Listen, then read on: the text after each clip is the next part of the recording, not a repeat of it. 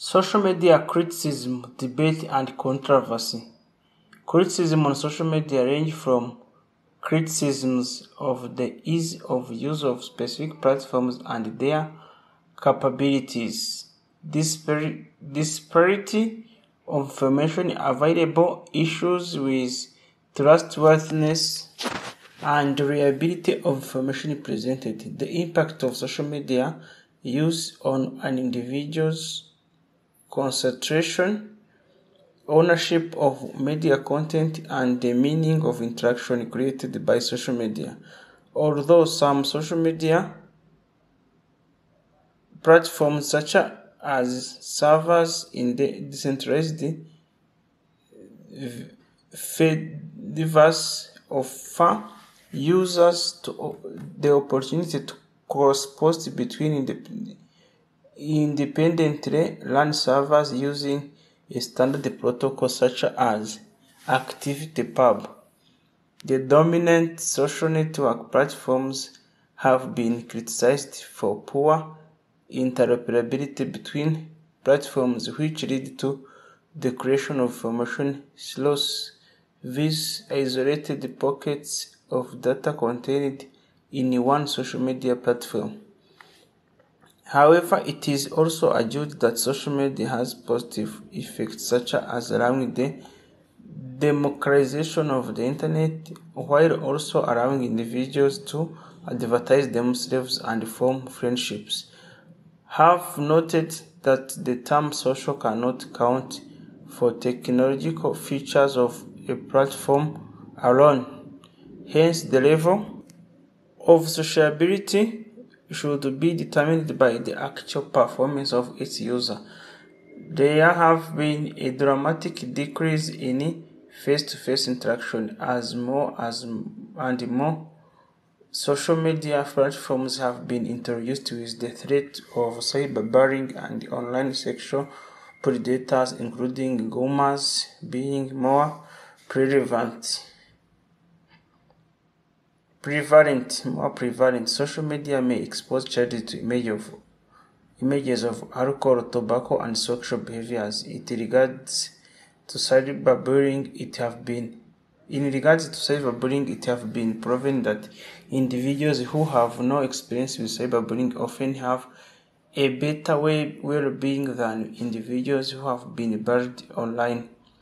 Twitter is increasingly a target of heavy activity of marketers. Their actions focused on gaining massive numbers of followers include use of advanced scripts and manipulation techniques that distort the prime idea of social media by abusing human trustfulness. British American entrepreneur and author Andrew King criticized the social media in his 2007 book, The Cult of the Amateur, writing, "Out of this anarchy, it suddenly became clear that what was governing the infinite monkeys now inputting away on the internet was the law of digital Darwinism, the survival of the loudest and most opinionated. Under those rules, the only way to intellectually prevail is by infinite filibustering." This is also relative to the issue justice in the social network. For example, the phenomenal human flash search engine in Asia raised the discussion of private law brought by social network platform. Comparative media professor Joseph Van Dijk contend in Herbal Culture of Connectivity 2013 that to understand the full weight of social media, the technological dimension should be connected to the social and culture. She critically described 6 social media platforms. One of her findings in the way Facebook had been successful in framing the term sharing in such a way that third-party use of user data is neglected in favor of intra-user connectedness. The fragmentation of modern society in part due to social media have been likened to a modern Tower of Babel. Essen O'Neill attracted international coverage when he explicitly left social media. Trustness and reliability. There have been speculation that social media have become perceived as a trustworthy source of information by a large number of people. The continuous interpersonal connectivity on social media, for example, may lead to personal regarding peers, recommendation and indicator on reliability of information sources. This trust can be exploited by marketers who can utilize customer-created content about brands and products to influence public perceptions. Social media have been found to magnify misinformation, particularly in the immediate aftermath of a crisis event before much information is known about said event. This information holds is in the wake of major disaster became filled by speculation and false information on social media platforms, which are then shared by other users and sometimes by news organizations, amplifying the spread of said misinformation in a positive feedback loop. The truthfulness of information found on social media platforms can be improved by fact-checking.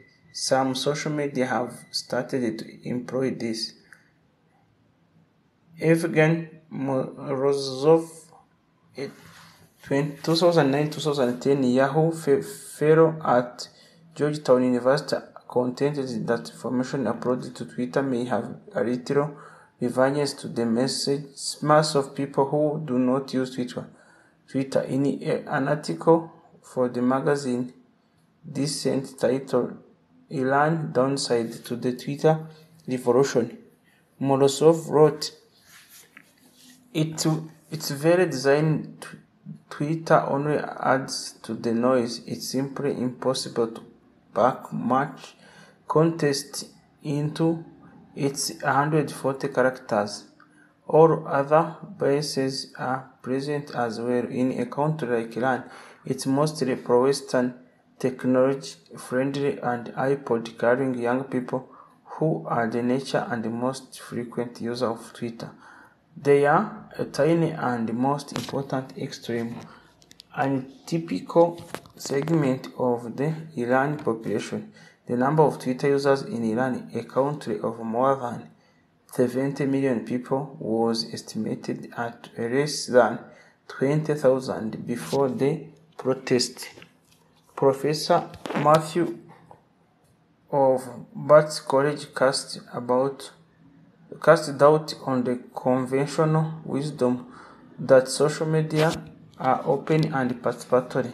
He also speculates on the emergence of anti-social media used as an instrument of pure control. Data harvesting and data mining. Social media mining is a type of data mining, a technique of analyzing data to detect patterns. Social media mining is a process of presenting, analyzing, and extracting actionable patterns from data collected from people's activity on social media. Google mines data in many ways, including using an algorithm in Gmail to analyze information in emails. This use of information will then affect the type of advertisement shown to the user when they are using Gmail. Facebook has partnered with many data mining companies such as Datalogics and Bluesky to use customers' information for targeted advertising. Massive amounts of data from social media platforms allow scientists and machine learning research to extract insight and build product treasures. Ethical questions of the extent to which a company should be able to utilize a user's information have been called big data. Users tend to click through terms of use agreements when signing up on social media platforms, and they do not know how their information will be used by companies. This leads to the questions of privacy and surveillance. When user data is recorded, some social media outlets have added capture time and geotagging that helps provide information about the context of the data as well as making their data more accurate. On April 10, 2018, in a hearing held in response to revelation of data harvesting by Cambridge Analytica, Mark Zuckerberg, the Facebook chief executive, faced questions from senators on a variety of issues, from privacy to the company's business model and the company's mishandling of data. This was Mr. Zuckerberg's first appearance before Congress, prompted by the revelation that Cambridge Analytica, a political consultant firm linked to the Trump campaign, harvested the data of an estimated 87 million Facebook users to psychologically profile voters during the 2016 elections. Zuckerberg was pressed to account for how third-party partners could take data without users' knowledge. Lawmakers questioned him on the proliferation of so-called fake news on Facebook, Russia interference during the 2016 presidential elections, and censorship of conservative media. Critique of activism. The New York writer Malcolm Gladwell, the role of social media such as Twitter and Facebook in revolution and contest is overstated. On one hand, social media makes it easier for individuals and, in this case, activists, to express themselves. On the other hand, it is hard for that expression to have an impact. Gladwell distinguishes between social media activism and high-risk activism, which brings real change.